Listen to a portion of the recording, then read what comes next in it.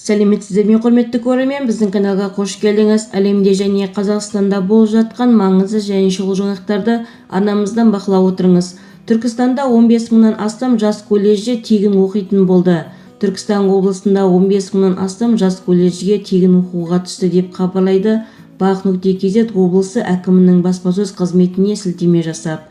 Түркістан облысы әкімдігіне 2023-2024 оқу жылына техникалық және кәсіптік орта білімнен кейінгі білімі бар кадрларды даярлауға арналған мемлекеттік білім беру тапсырысын орналастыру жөніндегі комиссия отырысы өтті.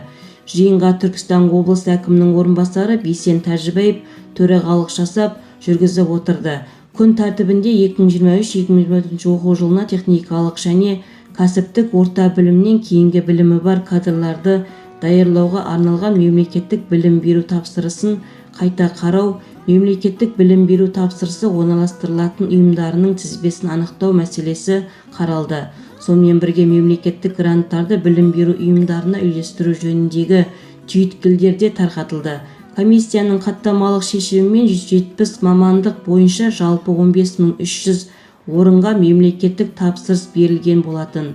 Бүгінгі таңда техникалық және кәсіптік орта білімнен кейінгі білім беру ұйымдары тарапынан аталған мемлекеттік тапсырыс орындалып отыр. Бұл ретте биыл ұйымдастыру жұмыстарының жаңаша тәсілде жүргізілгенін айта кеткен жөн.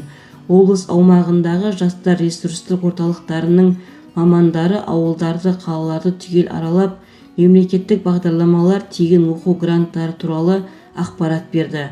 Нәтижесінде мемлекеттік гранттар толық игерілді. Олардың арасында нет санатындағы жастар да бар. Енді оқу сапасын жақсарту, қоғамға қажетті мамандықтарды анықтап, келесі оқу жылында гранттарды келесі сол салаларға бағыттау жолдарын қарастыру қажет деді Бейсен Тәжібаев.